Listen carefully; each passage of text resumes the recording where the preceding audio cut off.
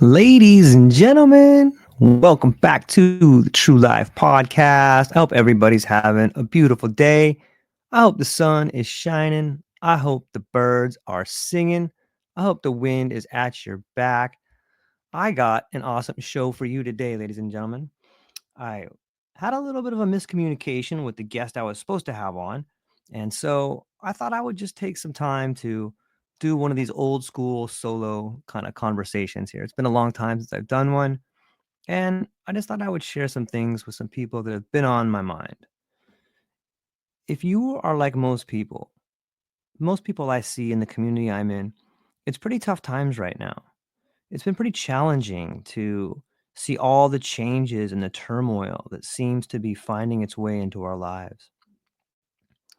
And it hasn't been easy. Maybe what I'm seeing in the world is an echo of my life, but it does seem like we are on the cusp of like an incredible change. And you hear politicians throwing things around like the next golden year or the next golden age. And I've spent a lot of time thinking about what that might look like. What might it look like if we were going to transition into a world that was better?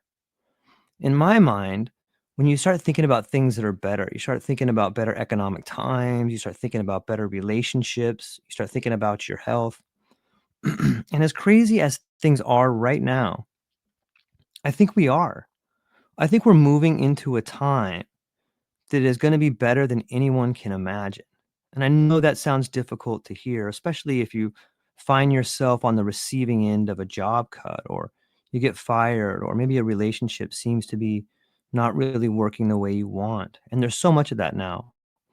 I live in California as of right now, and I see people on the streets holding signs and protesting. And I've always loved that. I've always loved people getting out in the streets and doing what they believe in almost regardless of what it is. Like I just see that as the fire that burns in the human spirit. It's beautiful. And I love people getting their voices heard.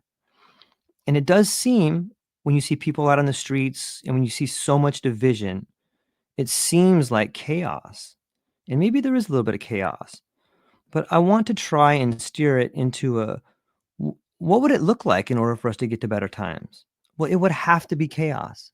It would have to be incredible pain because there's only two way people really learn and societies learn, and that's either through inspiration or desperation. And these times of quiet desperation that we find ourselves in are the catalyst in which we can move forward. I'll give you an example out of my life. Like a few years ago, I had lost everything. It actually happened in 2011, and my life really started to change in ways that I couldn't imagine.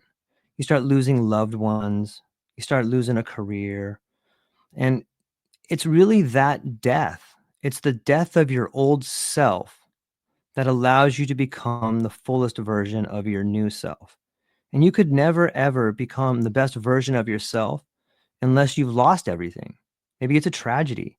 Maybe it's someone you love. Maybe it's a job. Maybe it's a relationship, or maybe it's all your money. But all of that is necessary. And I know people may not want to feel that or think that, but like, let's take, for example, the potential shutdown of the Department of Education. Like that on the face of it, it seems like a huge travesty. It seems like an incredible problem. And it is for a lot of people that get up every day and they go to work and they're doing their best and they work at a school district or they work for the DOE. And all of a sudden there's like this huge shutdown. And again, I don't mean this to be callous, but I think it's kind of necessary. Like if you think about the whole school system, like what are we turning out? Like what kind of kids are we turning out in public education? We're turning out mediocre. Like we spend so much money on education. We spend so much money on all these projects and none of them seem to work. It seems to me that what's happened is that there's this incredible corruption at the top of institutions where the money never gets to where it needs to go. Let's just stay with education for a minute. How can we spend billions of dollars, and turn out mediocre kids? We're spending more money than any other country. And yet our kids, don't have the future that they want. So many people, I would venture to say 50 to 75% of all people are in a job that they don't really care about. Like, what kind of a society can you have where the majority of people are going to work and they don't really even love what they do? Just, I'm going to pause there for a minute. I'm going to say it again and just pause for a minute. What kind of society can we have? What kind of a community can we really have if when people get up every day, they go to a place that they don't even love or want to do? I know for me, if I don't love something, if I don't really care about it or I'm passionate about it, I don't put out my best quality of work.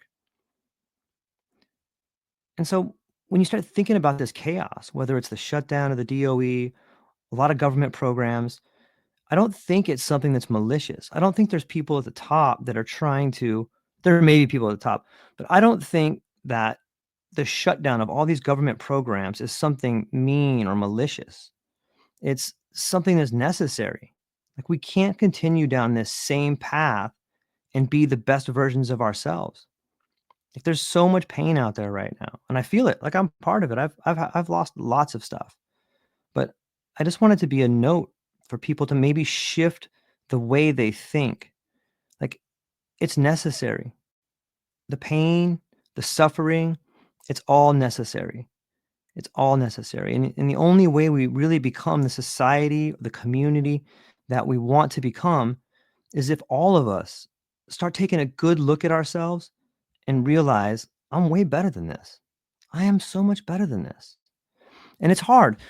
Here's something that may be unpopular with people. If you've done something for 25 years, 20 years, 30 years, it's time to change. If you've done something that long, you haven't grown. You haven't become the best version of yourself. You haven't taken on anything difficult. I don't mean to be rude or disrespectful, but 25 years at one thing, if you can do 25 years at one thing, that means it's time for a shift in your life. If you've accomplished something for 25 years, that means you've succeeded in battling life's lessons, and life is calling you to do something more. And when I think about all these people that maybe being laid off, like, it's time, like, that's the world telling you, I believe in you more than you believe in yourself. And I'm going to put a test out there for you. I'm going to take everything away from you so that you can rebuild and become the person that you want to be. And I honestly think with all of my heart, when this tragedy strike you, whatever it is, this is where you have an opportunity. And it's hard to get there because there's a moment, there's a month, there might be a year, there might be 3 years where you kind of sit in this quiet contemplation of second gear and you find yourself in a position like, oh man, all these things I loved were gone. They're not around. Now what am I going to do? But it's that thought. It's that very darkness that you find yourself surrounded in where you will begin to see a flicker of light. I like to think of it as learning to see in the dark. Right? There's that old quote that says, circumstances don't make a man, they reveal him. Circumstances don't make a woman, they reveal her. What are you going to do when tragedy comes your way? What kind of an example are you going to be for your loved ones? What kind of a community member are you going to be for your loved ones? I really think that that's the only way we can rejoin community. And I think community is probably the most important thing that's lacking in our society today. Sure, we have online friends and we have connections and acquaintances, but what are you doing in the real world to make a better life for yourself? Are you finding ways to are you finding ways to build relationships with people in your community that can benefit? Everything seems so transactional. I was recently speaking with I met with this person and they were like, "Hey, George, I know you're an author. You've got these cool books. Man, we should do some work together." And I was like, "That'd be fantastic." And then they immediately sent me, "Here's how much money I charge." And I couldn't help but laugh. I thought I thought we were going to work together. Like, why don't I do some cool things for you? You do some cool things for me, and we will build a community together. And it just fell on deaf ears. So many people want you to, like, "Hey man, give me some money and then I will be part of your group." Like, that's so silly to me. It's so silly to me. It's like, you really want to be the very best version of yourselves, you don't need the money to do it. You just got to have the passion, the gumption. You have to have the ability to force through the hard times and make the connections with people. And I think that that's one thing we're going to learn. I think it's going to get harder. I think you're going to see a sweeping. I think the layoffs have only begun. I think you're going to see austerity. If you really want to know what the future looks like, look at what happened to Greece. There's a great individual called Yanis Varoufakis, who was the Greek finance minister, and he speaks in depth about the austerity that happened to Greece. And if you just pan back from politics and if you pan back from what's happening, what we're going to see in the United States, in my opinion, is a giant wave of austerity. And that means lots more people losing their jobs. That means more suicides. That means more pain for everybody. And so as someone who's gone through it, like I know it's not easy. I know it's not easy to go through that, but it's coming. The pain that I think is going to come for the next 6 months is going to be to some people unbearable. And that's kind of why I'm making this podcast. I feel like I kind of jumped through that hoop a few years ago, and I've been talking to so many cool people on my podcast about their stories. I talked to Rob Poitner yesterday. He was a sheriff in Alameda County who crashed on his motorcycle while at work. And he talks about how after that accident, like his whole life changed. He was no longer a sheriff. He no longer felt like a father. He no longer felt like a husband because he couldn't provide. That's a crazy word, isn't it? Provide. He couldn't provide for his family the way he used to. Well, I can tell you from experience, someone who has sat down and struggled with the word provide. What does it mean to provide? Are you not a father? Are you not a mother? Are you not a brother or a sister if you can't provide financial means for people? Nothing could be further from the truth. There are so many ways to provide. And the way you begin your life again is by providing for your community. And once you do that, once you begin holding your head up high, putting your shoulders back, and talking to people with the dignity that you deserve, that dignity will be reflected back to you in a way you can't imagine. Slow at first and then all at once. Slow at first and then all at once. But we're going to go through this incredible rebuilding phase, and it's going to get hard. But I just want to send a message out to everybody who may find themselves in some difficult times right now that it gets better. This chaos is necessary. A good metaphor that people use is the caterpillar turning into the butterfly. And if you take a moment to think about that, think about what the caterpillar does. Like it consumes, it consumes, it consumes. It eats everything. And then all of a sudden, it appears to die. But it doesn't really die. It just changes forms. And if you look at ourselves, the human race, as part of nature, we are in a radical metamorphosis right now. We have consumed for like the last 40 years. We have a public education system that teaches the Prussian school model to turn out factory workers. There's nothing wrong with a factory worker. I consider myself a truck driver. I've done it for 25 years. But the time of change is now. And if you make the conscious change, if you yourself make the conscious change to become the best version of yourselves, you won't have to wait for calamity to strike. And that's what's happening to so many people. Like they find themselves on the receiving end of a tragedy or calamity. But it's really just a metamorphosis. There's some really incredible green shoots that I see, and I'll take the psychedelic revolution because that's kind of where my heart is. There's so much incredible growth happening in the world of psychedelics. I talk to lots of people almost daily about the changes happening in their life. And if you're listening to me, there's a good chance that you have had a relationship with psychedelics and it's changed your life in some ways. I see this as just a radical transformation. Another metaphor might be the snake that sheds its skin, right? The snake has to shimmy out into like an open patch of dirt where it's really rough and then move all around until it shakes that dead skin off, right? Because it's growing through its skin. It's uncomfortable and it's vulnerable. The snake that slithers its way out into the patch of dirt, all of a sudden there's all these predators out there. There's all these birds. There's all these rodents. And there's a good chance that that snake may not live. But if the snake doesn't do that, the snake will die. Like, you must shed the skin that was your prior self. You must have the courage to go out there against the odds and find, search, seek to become the very best version of yourself. And I think most people will be pleasantly surprised that they have the ability to do it. You know, when we talk about these cuts, or when we talk about the austerity that's coming our way, another word for those things is fear, right? Like, how many people live in fear of not being able to keep their house? How many people live in fear of never being able to buy a house? How many of our young kids today live in fear of never having a family? Like, how much longer should we fear this? Because that's what we've been living in for the last 30 years, is just this bubble of manufactured ideas that are meaningless. That's pretty good. I should say that again. Manufactured ideas that are meaningless. So much of the legacy media, so much of the information that comes to us via social media is just propaganda. It's such propaganda. You know, and I can tell you from someone who's done some independent media, the way in which we are targeted for information is disgusting.